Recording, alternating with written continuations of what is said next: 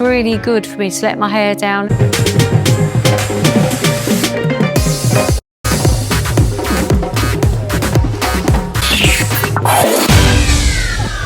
He understood everything. He's going to try his best to get to know my faith a bit more. We're discussing marriage as well. So did he propose to you? No, he didn't. If I didn't contact you today, would you have contacted me? No. I could not have stayed in that room. If you paid me £1 million, I couldn't have stayed in there. I could literally feel things crawling on me. And he doesn't know what's in store for him, for ruining my night. There is hope. There is hope. You're actually crazy, Shorna. You don't do that. Y'all, Zena and Shorna have reached new levels of delusion. And I'm just like, wow, it must be so freeing to be that oblivious to the facts that are right in front of you, coming at you. One is allegedly being scammed for the second or third time by a Gambian, and the other hasn't heard from a guy in 3 weeks and is still questioning whether or not they're going to get married. How, Sway? How? See what I mean by delusion? Let's get into it. Hi guys, welcome back to Nikki Faces Reality. We are here to discuss 90 Day Fiancé UK.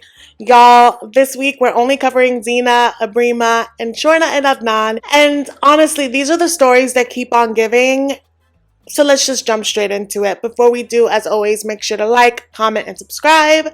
Y'all, we're going to kick this off with Zena and Ebrima, okay? It is apparently Zena's first night sleeping in the village, and she is complaining up a storm because she's used to luxury, and this is not it. And I feel like as a grown woman, she would understand that what she's walking into, what she's agreeing to.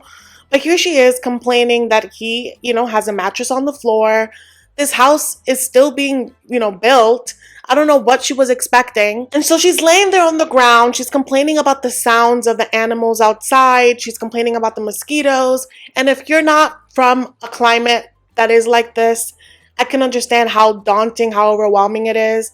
When I'm in DR, an easy fix for that is to shower before bed and to have like a mosquito net. I'm surprised that Ebrima doesn't have a mosquito net. But when I'm thinking, oh my God, yeah, maybe a fresh shower will make her feel better, I'm looking at her and I'm like, wait, they traveled all day long and she has not showered. Her feet couldn't be more filthy. I'm just like, you got on this man's mattress with your feet looking like that? Criminal activity. So this man is deep in sleep. She's tossing and turning and she's like, you know what? I'm just gonna go. I saw a hotel up the road.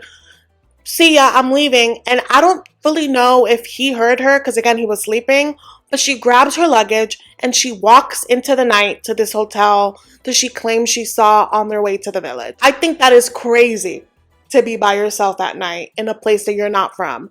But then again, word on the street, this is the legend, but word on the street is that she has been to Gambia many times.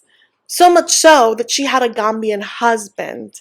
And there was a video circulating around that she apparently got scammed by that husband. But she's come back for more. So the way that she's walking around here like she's comfortable, she may know her way. But anyway, we see her the next morning. She's, as well rested as she could be, right? She's complaining, but at least she has a mosquito net. And she's like, oh, I know that he's going to be mad at me. Let me just go back to the village. She grabs all her things. Again, this woman is filthy. She has not showered, wearing the same clothes she was wearing the day before. Pulls up to Ebrima. All of his family is like, greeting her. And I'm like, y'all are hugging this musty lady. She pulls up to Ebrima. Ebrima's like, I'm not okay. Like, what you did was not okay. And she's like, yeah, don't we have to leave, right? Because you have to go to work, right? And she's like rushing this goodbye so that she can get to the hotel with the AC. That was just so rude and completely dismissive of what he was feeling. And it's also disrespectful because it doesn't look like she fully addresses his family or like apologizes for her abrupt departure, They say goodbye to everybody. They leave. We see them now. They're back at this like nice resort where Ebrima works and where she goes for leisure. So while he's working, she's, on vacation. So we see her on the beach. She found this lady who's also been to Gambia like 6 times. I've never met anyone that's ever been to Gambia. And the fact that there's all these older ladies that vacation there, the visa vagina allegations are really loud, honey. And I'm not really sure if this lady is her friend or if it's just someone that she saw on vacation and decided to, pick a conversation with. But she's telling this lady all of their business. And she's like, yeah, I was at the village and there was this child that was calling him dad. You don't think that's normal, right? And the lady's like, maybe not, auntie is more likely. That's how I know that Zena is so unserious. Because if you want to ask someone if that's normal, why not ask someone that is from there? Someone that doesn't have any relation to Ebrima, but that could give you some insight about the culture. Why ask another white lady? Like, that didn't make sense to me. Do I think he is using her? Yes. But do I think that she's also reading into the kid thing? After reading some of y'all's comments, I think so. I think that he's just an elder and the child respects him. If I were Zena, what I would have red flags about is that he's definitely scamming me and that he's lying and being deceitful about who he is, because he turned out to have social media and he turned out to be friends with women that are dressed in scantily clad clothing, which means he is not as conservative as he pretends to be, and that would open a whole Pandora's box, But at the end of the day, you guys, I'm also like, Zena, are we going to pretend that you don't know the kind of relationship that you signed up for? Are we going to pretend that this isn't transactional? That you give him money and he gives you the D? Like, are we going to pretend that that's not all it is? And so she's telling all her business to this lady, and this lady's like, yeah, I mean, I don't know. I mean, he could be having a second family. He could be scamming you. It's all possible. And she's just like trying to like be supportive, but also not get herself in this business. So after this conversation, she's like, you know what? I think that I am going to just have a conversation with him and see what he says. And that is her plan, right? But before she does, this man is still working. So she decides to go to the beach and throw back some drinks. And honestly, she looks so wasted that I think that she drank a few bottles, okay? And she's on this beach and her dress is coming undone and she's dancing like she's at a club in the UK. She's throwing it back, honey. It's so chaotic, y'all. She's having the time of her life, and honestly, may we all be that free, okay? She is just living. She's going up to the drummers. She's going up to the ladies. At one point, she trips on her own feet. I'm like, oh God.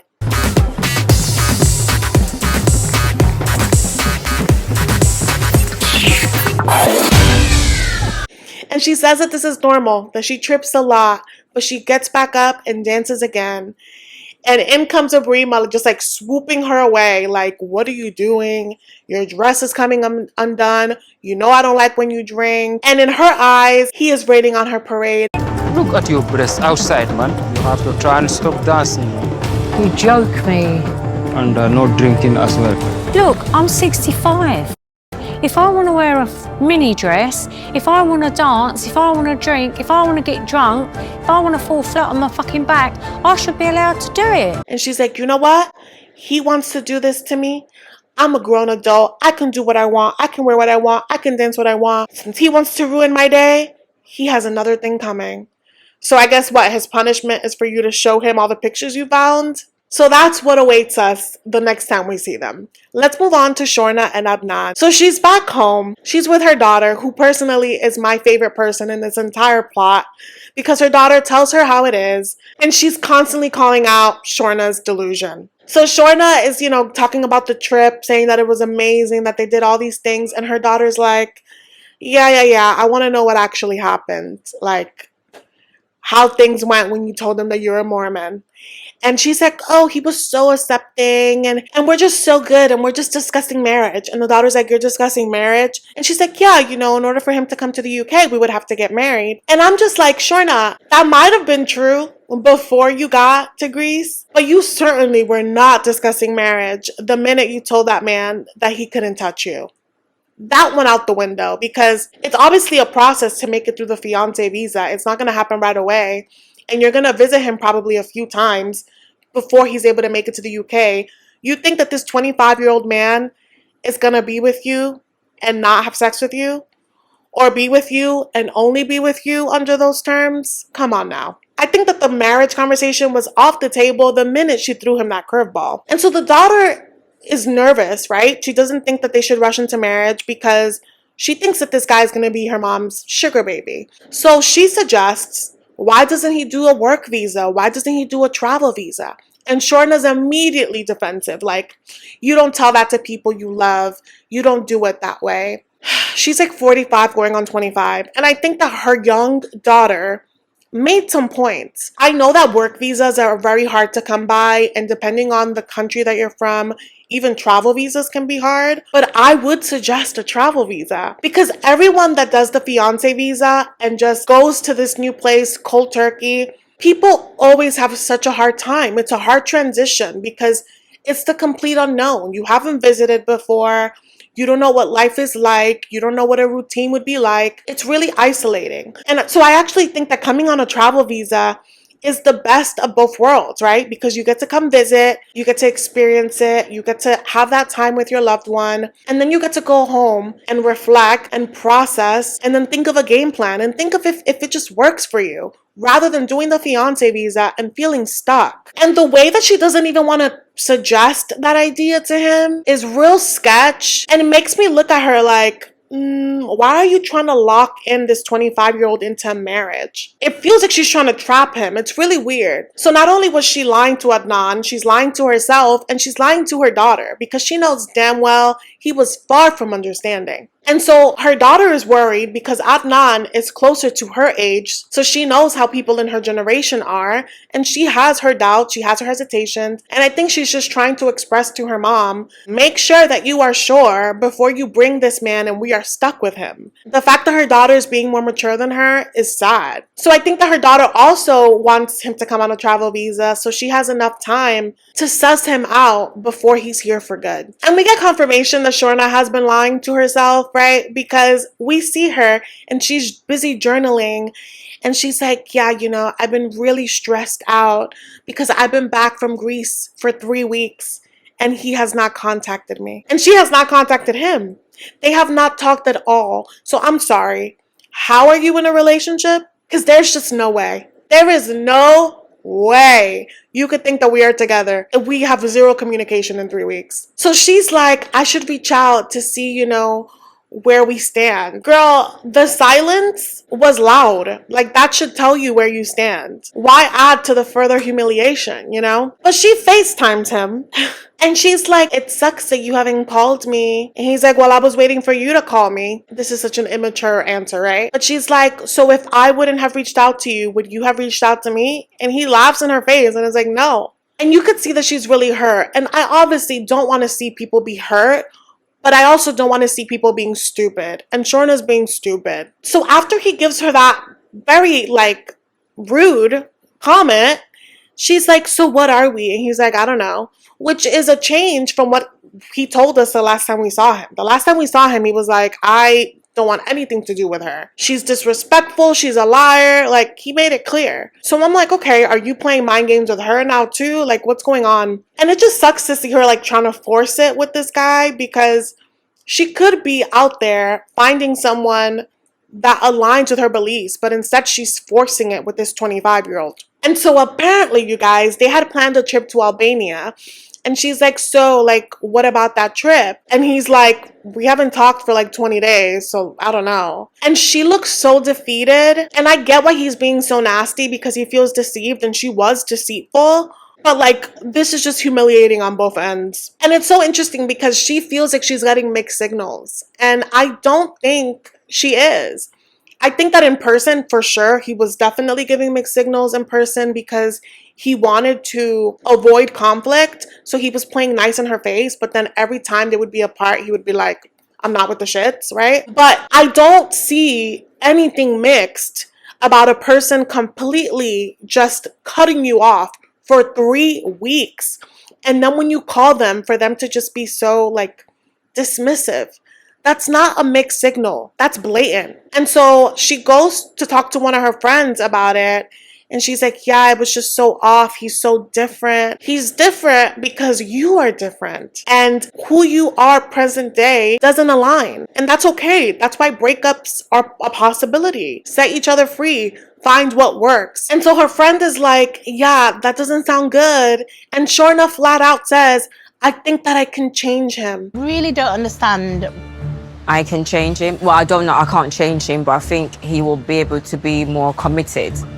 Okay. And she tries to switch up her phrasing of that, but like, sis, that's what you meant. You wanted to change him because you think this is Build-A-Bear. You can't build a man. It is what it is. And so she's telling her friend, you know, I know that I can change him and I know that everything's going to be better and we can work through everything once we're married. And the friend is like, marriage? And I think that Shorna knows that the only way that she can keep this guy is if they have sex. And she only wants to have sex if they get married. And so she's like, it's a win-win. We can get married, we can have sex, and then he could come here on the visa and it's all good. So her plan is to marry him the next time they see each other in Albania because she knows that they won't survive another sexless trip. She knows that she pushed it. That is just so sad, right? Because sex doesn't fix everything. So what happens? You get married, you have sex, right? But then, remember she told us in episode 1 that she wants him to convert. The minute she starts bringing up that conversation, he's going to take his paperwork, he's going to take his visa, and he's going to leave her. Because she keeps throwing in curveballs that he did not consent to. It's going to be such a mess. And they both share blame in this mess. Like I've said it before, and I'll say it again. This was a vacation hookup that should have stayed in a vacation. They have forced it beyond its length. And that's that. And that's it for the recap, you guys. Thank you guys so much for watching, and I will see you in the next one.